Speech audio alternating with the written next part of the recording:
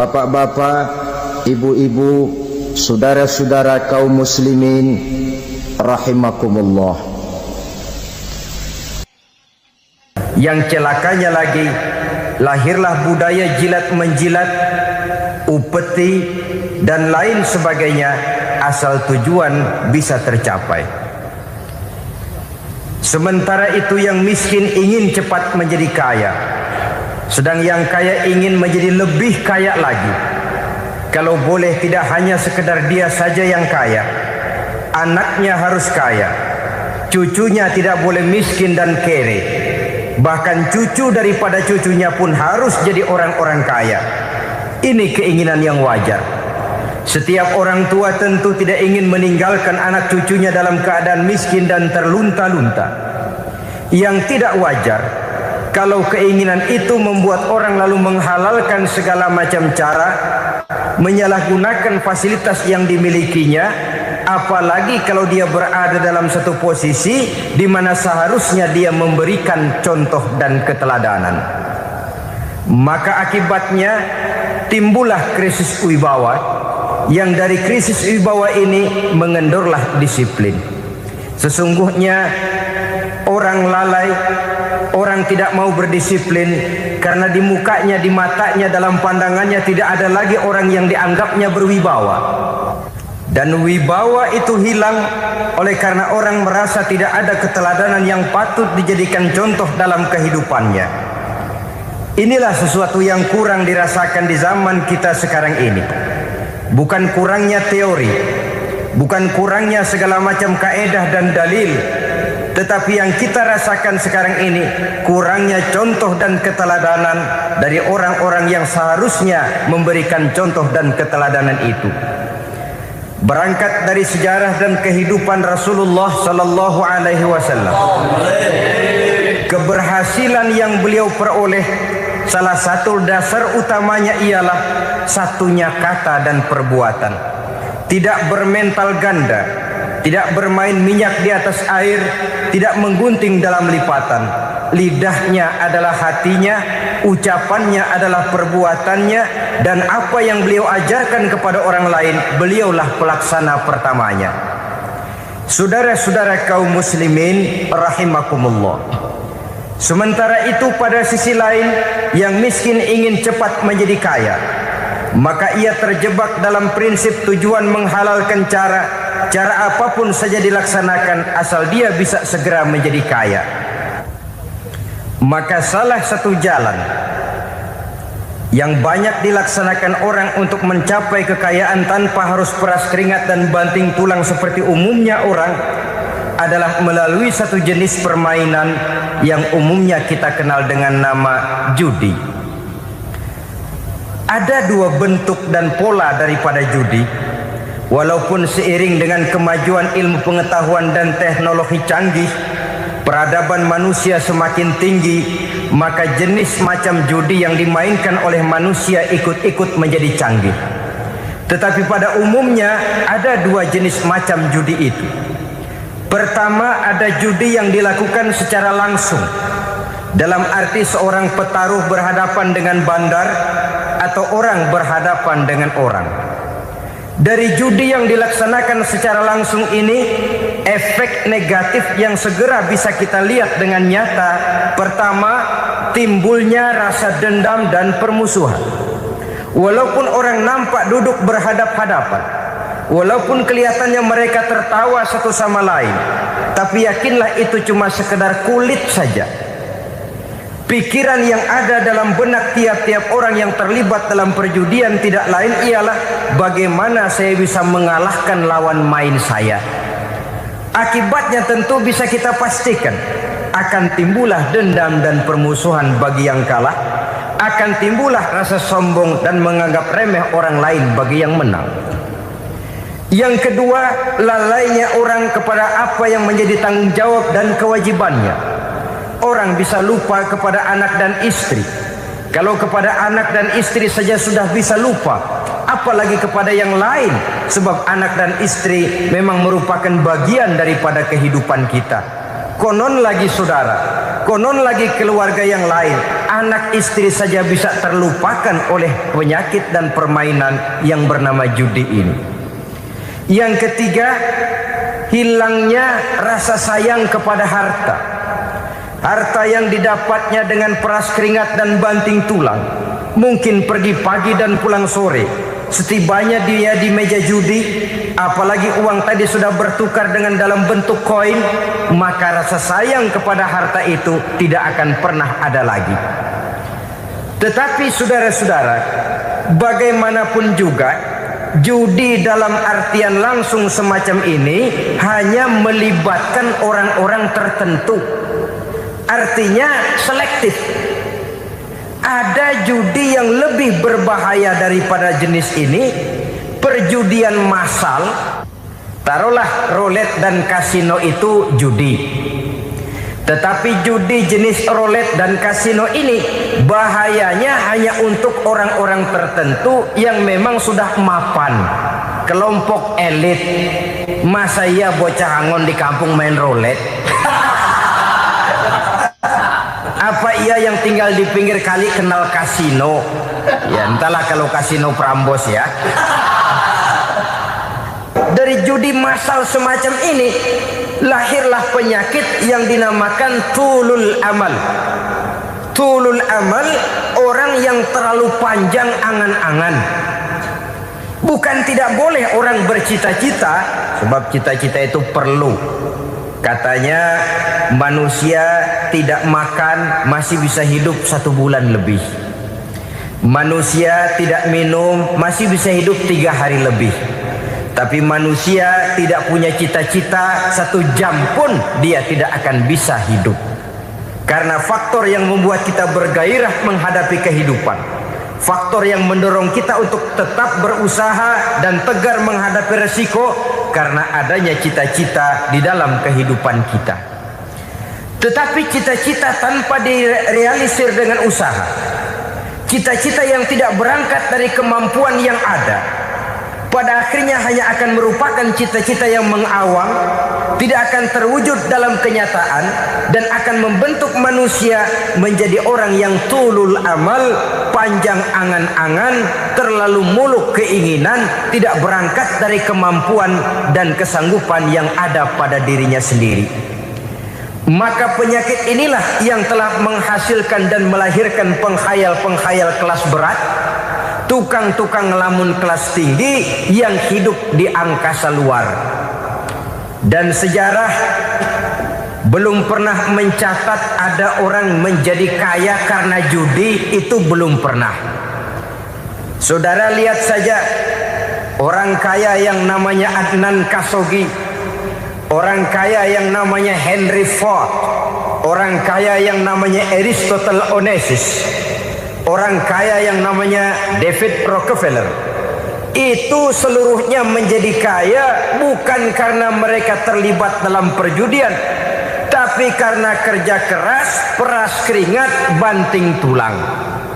Dan itu dimulai sejak mereka masih remaja. Sehingga banyak orang besar yang mulai pekerjaannya dengan menjual koran. Artinya berangkat dari A. Banyak pengusaha mobil yang memulai pekerjaannya dari tukang cuci mobil, tapi lalu bertahap dan tegar menghadapi kenyataan, sehingga proses demi proses dia hadapi dengan tegar, dengan tabah, dengan sabar, dengan ulet, sampai kepada membuahkan hasil. Kita ingin pintas, kayaknya mau, usahanya tidak mau, senengnya mau, peras keringatnya tidak mau. Ini tentunya akan melahirkan kontradiksi di dalam kehidupan. Maka dari jenis perjudian massal semacam ini lahirlah penyakit tulul amal, panjang angan-angan, terlalu muluk cita-cita. Bayangkan saja kalau ini terjadi secara massal, menimpa nasib rakyat kita di pedesaan yang jauh dari keramaian. Tiap hari mereka didina-bobokkan oleh gambaran tentang akan diperolehnya uang dalam jumlah yang banyak dengan angka nol yang berentet. Tiap hari mereka melihat angka-angka itu. Mereka lambat laun akan terseret dalam arus tulul amal ini. Panjang angan-angan, muluk cita-cita hanya dengan mengandalkan meja perjudian. Akibatnya timbul penyakit yang kedua, yang ketiga, yaitu malas berusaha. Orang kalau sudah terlalu asik berkhayal, menghitung bintang di langit, malas berusaha. Kalau ada temannya kerja jadi buruh kasar, bawa hasil yang merupakan jeripaya dan peras keringat dia, 1 minggu bergaji 10-15 ribu, diketawain. Apaan gaji lu 10 ribu 15 ribu? Entar gua nih kalau ketembus 100 juta entar. Yang 10 ribu dan 15 ribu keringat orang itu dihina, itu dicela. Tetapi dia selalu menghitung, entar nih gua. Entarnya wallahu a'lam. Saudara hadirin yang saya muliakan, timbullah sikap malas. Padahal di tengah negara sedang membangun di berbagai bidang kehidupan. Maka sifat malas ini merupakan musuh kita. Baik mengejar kemiskinan, baik mengejar kebodohan dan keterbelakangan kita di sektor-sektor lainnya. Alangkah akan terganggunya roda pembangunan di negara kita ini jikalau sebagian besar rakyat dihinggapi oleh penyakit malas, yang malas ini dilatar belakangi oleh penyakit tulul amal, terlalu muluk angan-angan, yang angan-angan ini dininabobokan oleh keinginan untuk mendapatkan untung yang besar tanpa peras keringat dan banting tulang. Sasaran yang lebih jauh, dan ini yang paling kita khawatirkan, hancurnya kubu-kubu pertahanan moral daripada bangsa kita. Kita sependapat bahwa lebih penting daripada membangun jembatan adalah membangun manusia yang membangun jembatan. Bahwa lebih penting daripada mengaspal jalan raya adalah membangun mental manusia yang melaksanakan pengaspalan itu. Dengan kata lain, membangun dan mempersiapkan manusia pembangunan. Tanpa itu, maka saya merasa khawatir kalau nanti kita tidak akan sampai kepada target yang kita harapkan oleh karena kandas di tengah jalan. Saudara-saudara kaum muslimin rahimakumullah, Islam sebagai agama yang mengajarkan manusia untuk berusaha dan mengeluarkan segala kemampuan untuk melaksanakan segala usahanya itu, sangat membenci sifat malas, sangat membenci sifat tulul amal atau panjang angan-angan. Dan oleh karena judi melahirkan dua sifat itu, Islam sangat menganjurkan pengikutnya untuk menjauhi segala macam jenis perjudian, baik yang terang-terangan maupun yang dilakukan secara samar-samar, tidak ketara, judi canggih sesuai dengan canggihnya teknologi daripada manusia itu sendiri. Ini adalah penyakit yang meracuni masyarakat manusia dari sejak berpribadi, bertetangga, berumah tangga, sampai kepada berbangsa dan bernegara. Dan kasus-kasus yang timbul sudah cukup banyak, yang tidak mungkin lagi kita katakan hanya sekedar bersifat kasuistis, bersifat kasus-kasus kecil saja. Sebelum riaknya naik ke permukaan, marilah kita membuat benteng untuk masing-masing pribadi muslim memelihara dan menjaga diri, jangan terseret dalam permainan yang bernama judi, apapun bentuknya, bagaimanapun cara dan ragamnya. Karena jelas bahayanya lebih besar daripada manfaatnya.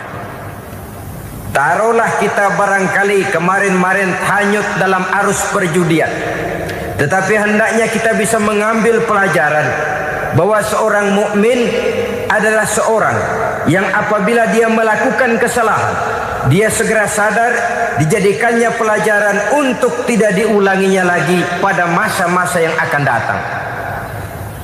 Dengan sikap semacam itu, kita tidak lagi akan mengulangi kesalahan-kesalahan lama, dan grafik kehidupan kita dari hari ke hari akan makin menunjukkan hal-hal yang baik dan positif adanya. Saudara-saudara kaum muslimin rahimakumullah, kalau ABRI masuk desa, rakyat beruntung. Kalau jaksa masuk desa, rakyat bahagia. Kalau koran masuk desa, rakyat ikut jadi cerdas. Tapi kalau judi masuk desa, rakyat kiamat. Pembangunan akan terbengkalai, roda perekonomian akan lesu. Karena mestinya orang membelanjakan uang untuk sesuatu yang dia perlukan, akhirnya dia belanjakan untuk sesuatu yang dia tidak perlukan, karena gambaran, khayalan akan mendapat keuntungan yang jauh lebih besar lagi. Padahal istilah orang-orang tua kita dulu, lebih baik makan singkong betulan daripada makan roti ngimpi. Artinya uang yang 1.000-2.000 rupiah itu lebih baik dibelikan beras, dimasak, makan bersama anak dan istri, terasa nikmat dan halalnya, ketimbang beli kertas lalu ngelamun, menghayal, menghitung yang bukan-bukan. Itu kertas dibolak madep ulon, dibolak madep mudik, diputar sana, diputar sini, akhirnya palanya ikut muter. Kira-kira apa yang cocok? Masih belum puas kertas dilihat, orang gila ditanyain. Sudah tahu waras, orang gila yang ditanya. Masih belum puas, nanya orang gila, tidur di kuburan. Allahu Akbar. Padahal di rumahnya tempat tidurnya empuk, anget, nggak ada nyamuk. Kuburan, tidur di kuburan. Dampak-dampak negatif yang semacam ini pada gilirannya mau atau tidak mau akan menyeberang kepada garis akidah, membahayakan dan mengancam nilai-nilai tauhid yang kita miliki. Sudah kertas dibolak-balik, tidak puas, orang gila ditanya. Orang gila ditanya belum maram, tidur di kuburan. Barangkali ada bisikan. Saudara hadirin yang saya muliakan, memang walaupun wahyu sudah berhenti, tapi Allah masih memberikan ilham kepada hamba-hambanya yang dikehendakinya. Tetapi ilham itu bentuknya positif. Kalau saudara pagi-pagi berniat, tahu-tahu datang pikiran nanti malam mau ngaji, itu namanya ilham. Kalau saudara sedang merenung, tahu-tahu datang pikiran, saya mau sedekah, itu namanya ilham, bentuknya positif. Tapi kalau ngelamun, tahu-tahu datang pikiran nomor sekian sekian sekian pasang, itu bukan ilham, itu belis. Saudara hadirin yang saya muliakan, tidak puas tidur di kuburan, cari yang lebih paten lagi, dukun ditanya. Nah, saya ingin menuduhkan persoalan. Apa tidak boleh orang ziarah kubur? Apa tidak boleh orang pergi ke dukun? Ini dalam kaitannya dengan judi, karena ini penyakit yang sudah merajalela, mewabah di kalangan masyarakat kita di lapisan yang bawah ini. Saudara hadirin yang saya muliakan, ziarah kubur bukan saja boleh, malah dianjurkan oleh Nabi. Tetapi ziarah kubur yang dianjurkan oleh Nabi itu dengan tujuan pertama, agar orang ingat kepada mati. Kafa bil mauti wa'izah, kata Nabi. Cukup dengan mengingat mati menjadi pelajaran bagi kamu semua. Maka etikanya diajarkan, kalau saudara ziarah kubur, sampai di depan pintu kubur itu kan, Assalamualaikum ya ahlal kubur wa inna insyaallahu bikum lahikun. Kami satu saat insya Allah pasti akan menyusul kamu. Kalau kamu sekarang berbaring di sini, satu saat kami akan berbaring di sini. Ziarah kubur mengingatkan orang kepada mati. Orang yang ingat kepada mati, gaya hidupnya lain dengan orang yang tidak ingat mati. Nah, orang kalau kalau nggak ingat mati, gaya hidupnya nggak terkontrol. Kalau dia berkuasa, Fir'aun. Itu nggak ingat mati. Kalau dia kaya, Korun. Sudah gambarannya nggak merupakan gambaran-gambaran yang baik.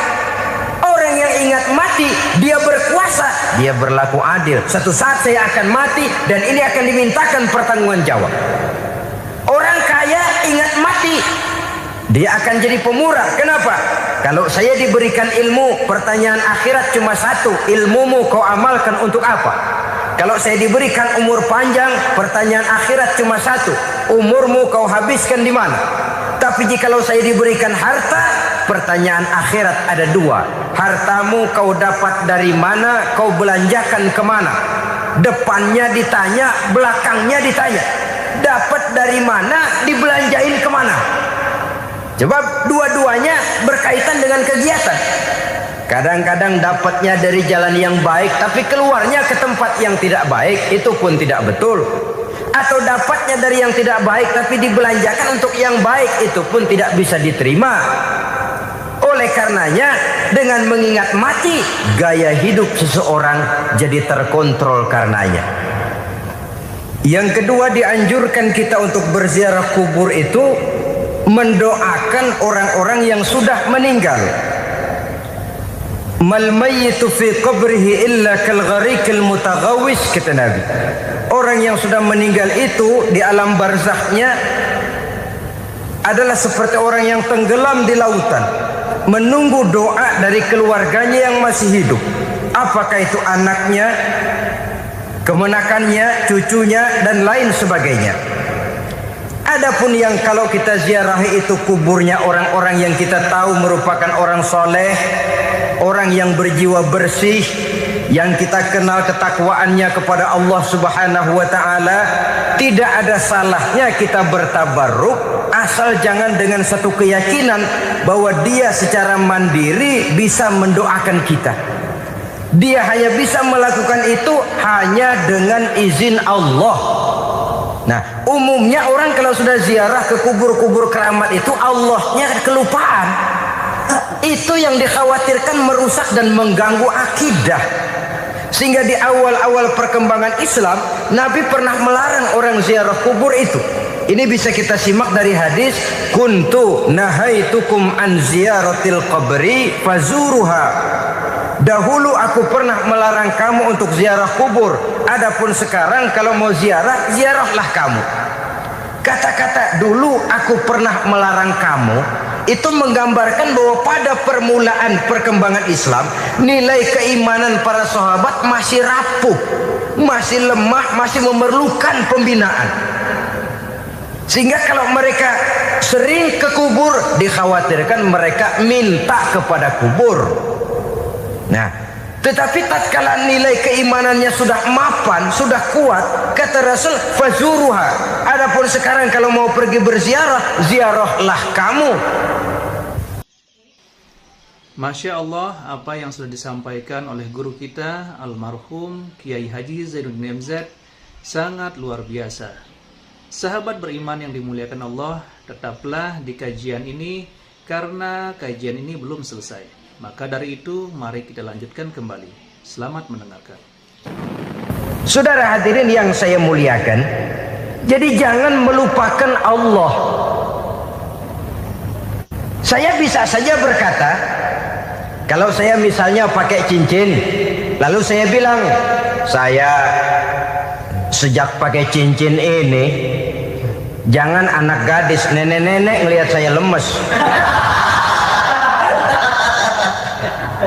Atau sejak pakai cincin ini dagangan laris bener. Cincin itu yang menggelincirkan akidah. Untuk tidak tergelincir, orang harus tidak melupakan Allah. Dia bisa berkata, alhamdulillah Allah memberikan keistimewaan kepada batu cincin saya. Batu cincinnya tidak apa-apa, Allah yang memberikan keistimewaan. Ini dalam bentuk yang langsung. Dalam bentuk yang tidak langsung kita bisa lihat, misalnya Kalau petani ditanya, oh ini bisa panen besar ini rahasianya apa? Pak, oh pupuk urea, pupuk urea. Nah, Allah nomor 16. Seorang petani yang baik keimanannya, dia akan berkata, kami bisa panen besar karena izin Allah. Lah kalau pupuknya mah pakai pupuk urea, izin Allahnya dulu, baru kemudian pupuknya nyusul. Jadi sebenarnya bukan cuma pergi ke dukun yang bisa merusak keimanan, pergi ke dokter juga bisa loh merusak keimanan. Kalau berkeyakinan bahwa dokter itulah yang memberikan sembuh, kenapa akidah saudara tidak tergelincir karenanya? Dokter hanya memberikan obat dan resep, sembuh itu datangnya dari Allah. Ini yang diungkapkan lewat lisan Nabi Ibrahim alaihissalam, wa iza maridtu fahuwa yashfini. Apabila aku sakit, dialah Allah yang memberikan sembuh. Memberikan sembuh. Jangan juga menyalahartikan ayat ini. Ada ayat begini sakit terus nekat. Udah nggak usah berobat dah, memang penyakit dari Tuhan. Ntar waktunya baik ya baik dah. Udah ampek terus dah. Orang yang berobat saja belum tentu sembuh, apalagi yang tidak berobat. Sama juga orang nggak sembahyang kita ajakin ngotot, lu juga yang sembahyang belum tentu masuk surga katanya. Lah yang sembahyang belum tentu masuk surga, bagaimana cengoran lu yang nggak sembahyang?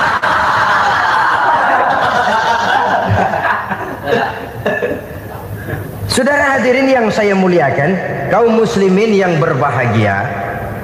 Jadi dengan demikian, maka jangan menghilangkan Allah.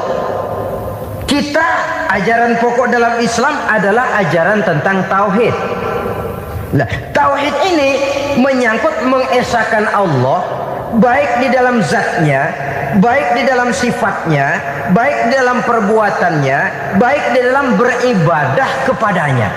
Tauhid dalam ibadah itu ada. Tauhid dalam zat artinya zat Allah itu tidak tersusun, tidak terdiri dari bagian-bagian yang bisa pecah-pecah. Ya seperti kita ini kan ada kepala, ada kaki, ada tangan.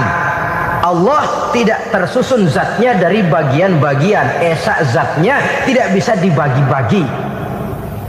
Esa sifatnya artinya Allah itu sifatnya tidak pernah berubah. Sejak dahulu sampai sekarang, Allah itu cinta kepada orang beriman yang melakukan kebaikan. Dan Allah benci kepada orang kufur yang melakukan kejahatan. Mustahil satu saat Allah berubah. Orang kufur yang berbuat kejahatan didemenin, orang mukmin yang berbuat kebaikan dikeselin. Misalnya tahun 2000 Tuhan giliran jengkel sama orang mukmin. Itu mustahil, dia esa di dalam sifatnya. Lain dengan sifat kita manusia. Sifat kita ini kan relatif. Ada saatnya kita senang, lain saat yang kita senang betul kita caci maki. Hari ini kita caci maki, besok kita puji. Lihat teman kaya, habis kita omongin, boleh jadi dia kaya, kenapa? Dukunnya 36. Begitu kita habis caci maki begitu, dia datang ngasih duit sama kita, cacian itu bisa berubah menjadi pujian. Lu ya emang bukan main dah. Sifat kita itu relatif, bisa terpengaruh oleh situasi dan kondisi. Saudara hadirin yang saya hormati, kaum muslimin yang berbahagia, Allah juga esa di dalam perbuatannya. Artinya di dalam menciptakan apapun yang akan diciptakan oleh Allah, di dalam melakukan apapun yang akan dilakukan oleh Allah, tidak terikat kepada faktor lain, tidak memerlukan bantuan lain. Dia adalah mutlak. Nah, kemudian kita mengesahkan Allah dalam zatnya, mengesahkan Allah dalam sifatnya, mengesahkan Allah dalam perbuatannya. Belum tentu berarti kita mengesahkan Allah dalam ibadahnya. Sebab banyak orang yang yakin betul Allah itu esa, teguh dengan pendiriannya, Tuhan lu siapa? Allah. Allah bagaimana? Esa. Bagaimana kalau 2? Kagak. 3? Enggak. Mantap. Soal tahlil paten. Tapi dalam ibadah kadang-kadang dia tidak mentauhidkan Allah. Ini makna wa ma umiru illa liya'budullaha mukhlisin. Kami tidak memerintahkan kepadamu kecuali untuk beribadah kepadaku, kata Allah, dengan ikhlas. Beribadah kepada Allah dengan ikhlas itu artinya apa?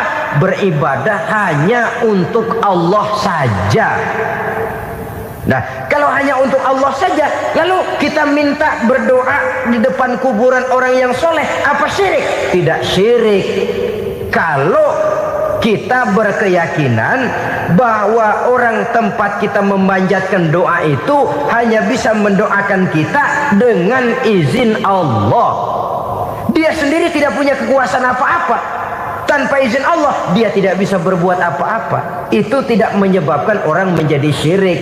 Sama saja dengan kalau saya berkata tadi, alhamdulillah Allah telah memberikan keistimewaan kepada batu cincin saya.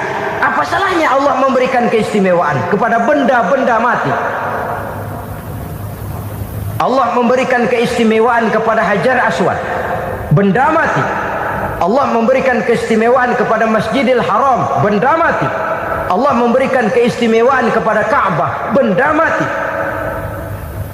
Orang tawaf keliling Ka'bah, sembahyang di Masjidil Haram, sujud menghadap kepada Ka'bah, apakah jadi syirik? Tidak, kita yang menyembah Ka'bahnya, kita menyembah yang punya Ka'bah itu. Nah, di sini kita lihat bahwa fungsi Ka'bah hanya merupakan wasilah. Tapi kalau Allahnya kita hilangkan, jadilah kita penyembah batu. Hanya saja batu itu berbentuk 4 bernama Ka'bah. Sa'i, orang yang melaksanakan haji, lari-lari antara Safa dan Marwah, amalan apa itu? Seakan-akan kita menghormati bukit-bukit, gunung-gunung. Tapi bukan itu yang kita tuju dalam pelaksanaan sa'i itu. Yang kita tuju adalah ini perintah Allah. Allahnya yang diutamakan. Maka hal semacam ini tidak menyebabkan orang menjadi syirik dan tergelincir dari tauhid. Tapi kalau ziarah kubur dengan niat cari buntutan, nomor yang cocok, ini niatnya saja sudah salah. Nah, kalau berangkat dengan niat yang salah, sampai di sana saya yakin, seyakin-yakinnya amalannya pasti salah. Lah, kubur yang diziarahin bukan kubur orang soleh. Ya mana ada orang soleh ngasih kode buntut. Ada juga orang salah. Orang soleh itu kadang-kadang dia nggak tahu kuburan siapa, nongkrong aja di situ. Memang sulit, saudara-saudara. Mental ya, namanya mental. Kalau memang mental sudah mental judi, apa saja bisa dijudiin. Jadi orang nggak perlu sebenarnya pemerintah terlalu gini, nggak usah. Kembali saja kepada mental. Kalau mental memang sudah mental judi, apaan aja bisa dijudiin. Pulang tengah malam nabrak babi, aha, babinya yang keluar nih.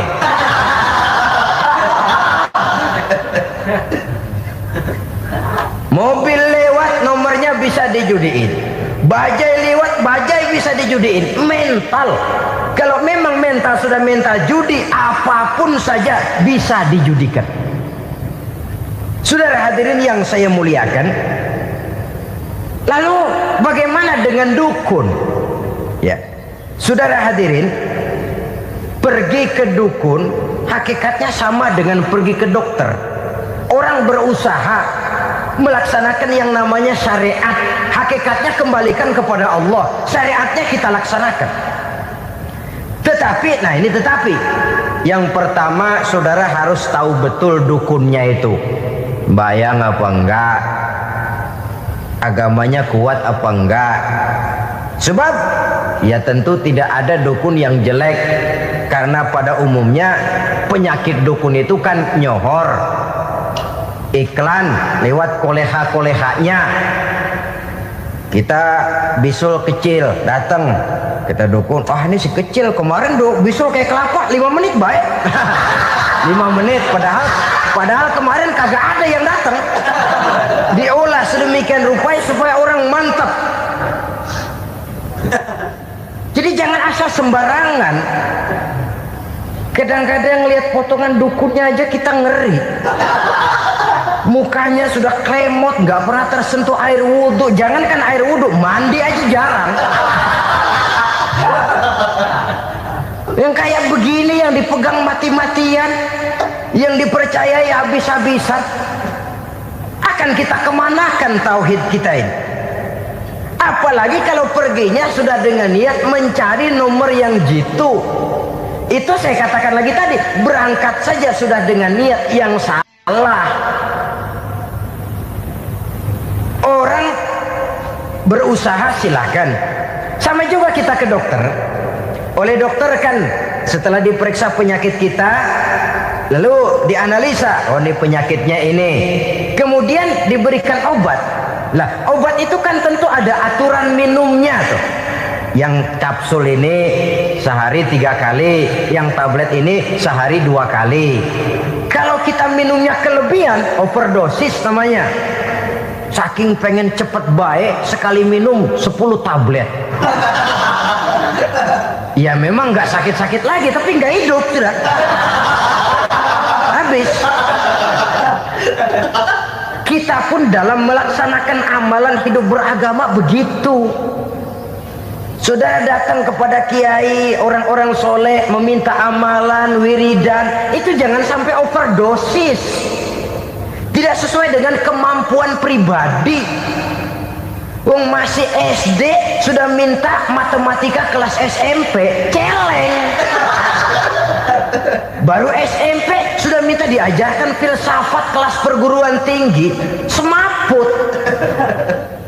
Kenapa? Daya tampungnya nggak kuat. Emang ukuran secangkir, minta di sini seember, ya luber. Lebihnya nggak cukup. Kenapa? Yang diberikan, yang diamalkan tidak sesuai dengan makomnya, tidak sesuai dengan kemampuan yang ada pada dirinya. Saudara hadirin yang saya muliakan, akhirnya apa? Mencelakakan dirinya sendiri, ngawur. Baru sembahyang seminggu udah ngaku ketemu malaikat. Oh, sembahyang ditemenin malaikat lah, sembahyang baru seminggu mulai. Tuh malaikat iseng anak. Ya walaupun kalau Allah izinkan tidak mustahil, tapi kan tidak logik.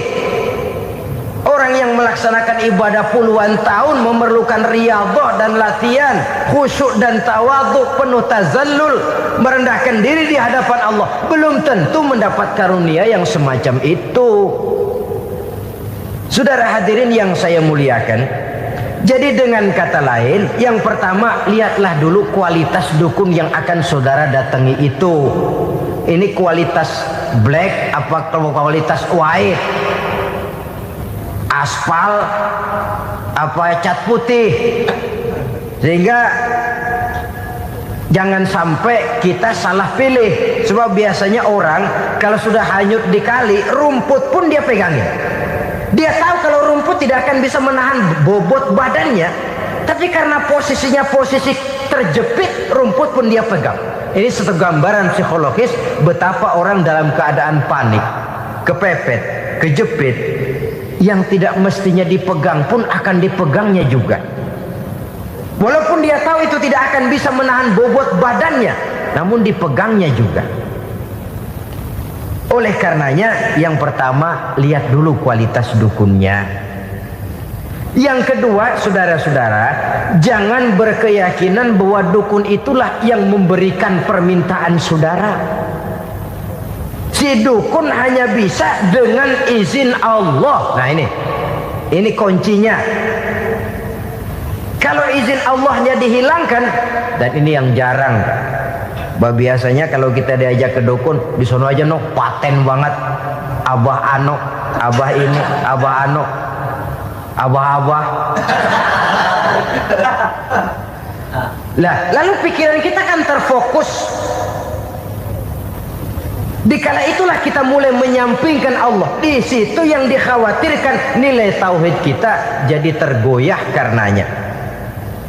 Bahwa orang yang kita datangi, yang kita kenal kesolehan dan ketakwaannya, hanya bisa memberikan pertolongan dengan izin Allah. Dengan izin Allah dia doakan kita dan doanya kabul. Dengan izin Allah dia penuhi hajat kita dan hajat kita jadi terlaksana, jadi kenyataan dengan izin Allah. Sebab Allah itu memberikan keistimewaan.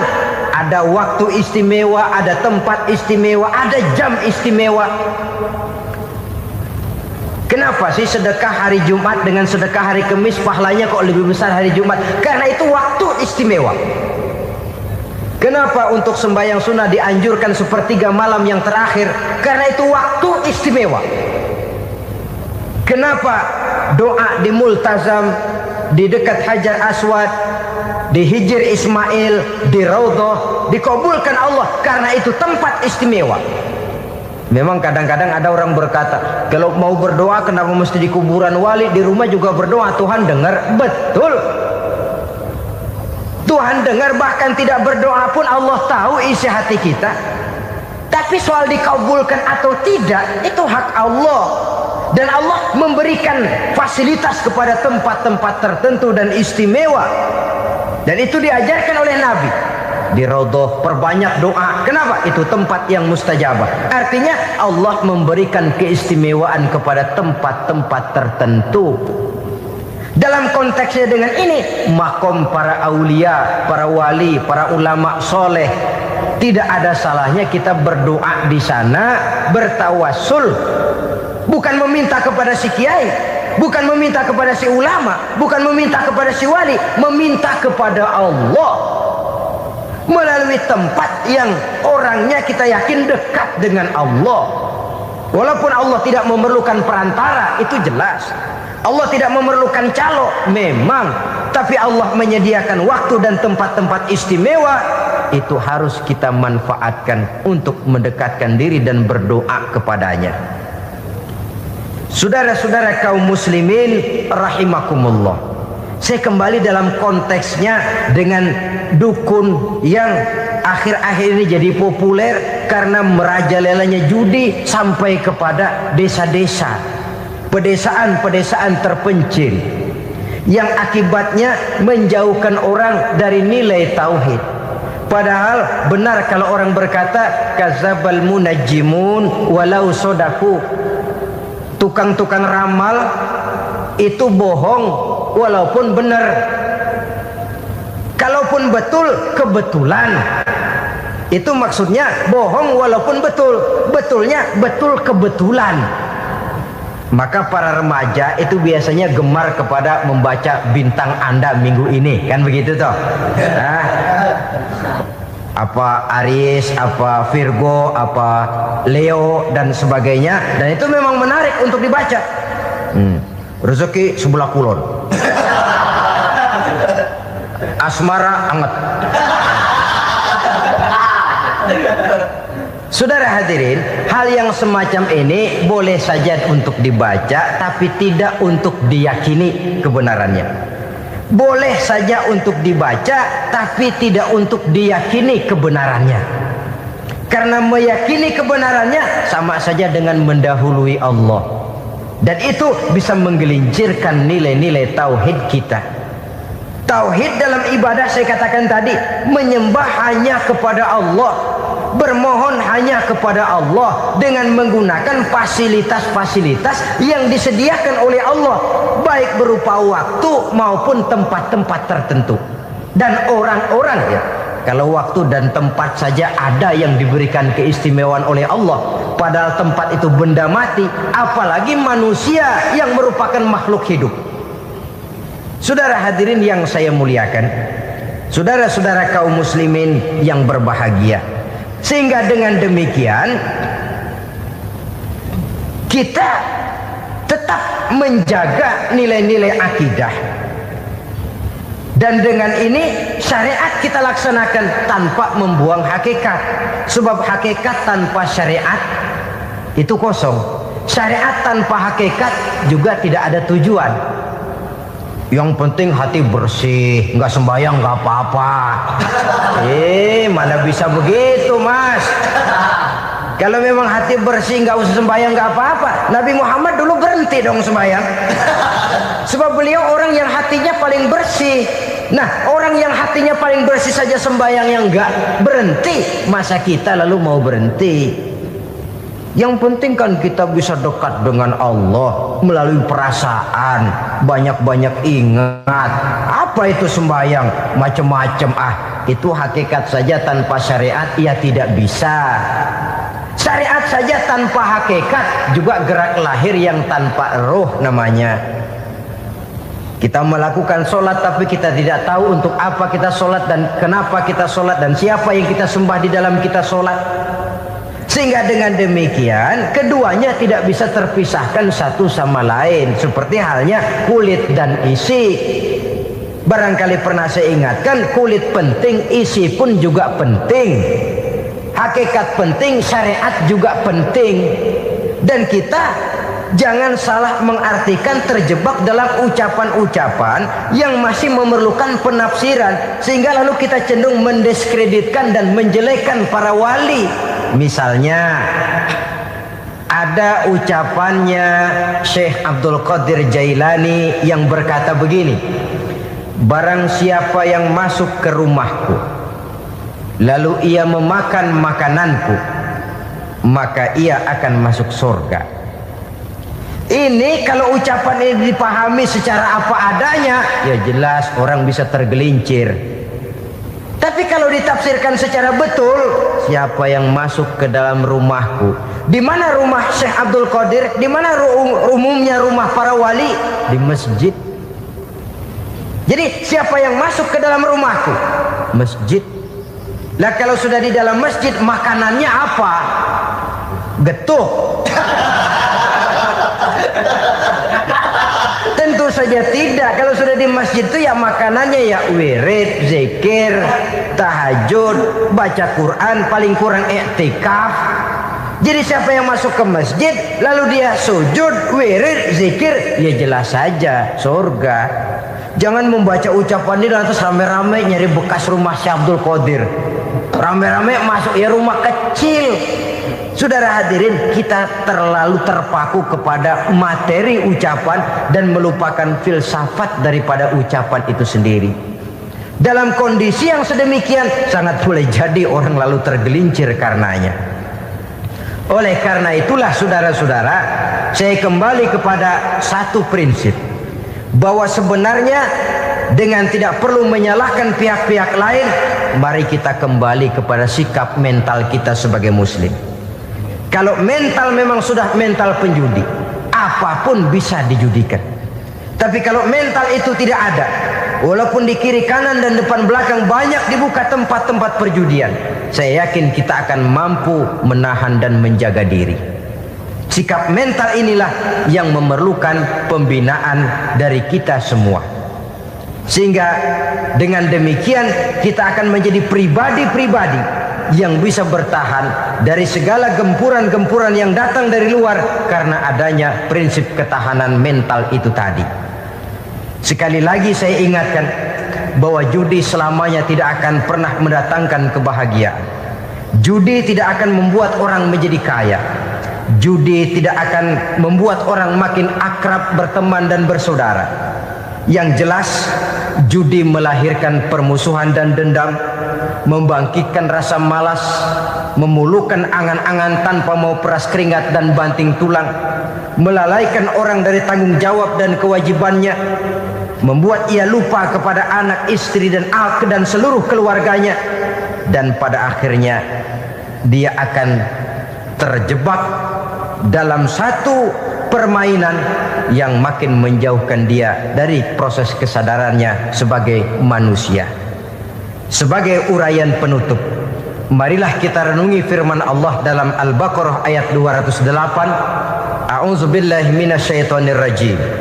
Ya ayyuhalladzina amanu dukhulu fis silmi kafah wa la tattabi'u khutuwatis syaitan innahu lakum aduwwum mubin. Hai orang-orang yang beriman, masuklah kamu ke dalam keselamatan, masuklah kamu ke dalam Islam secara keseluruhan, Jangan kamu mengikuti jejak-jejak setan, karena setan adalah musuhmu yang nyata dan jelas. Judi termasuk jejak-jejak yang ditinggalkan oleh setan untuk diikuti oleh kita, agar kita mendapatkan kesengsaraan baik di dunia, lebih-lebih di akhirat nanti. Semoga Allah selamatkan kita, Allah selamatkan seluruh bangsa kita dari penyakit-penyakit judi yang melahirkan efek-efek negatif dalam kehidupan. Terima kasih atas perhatian saudara. Mohon maaf atas segala kekurangan. Usikum wa nafsi bitaqwallah. Wassalamualaikum warahmatullahi wabarakatuh.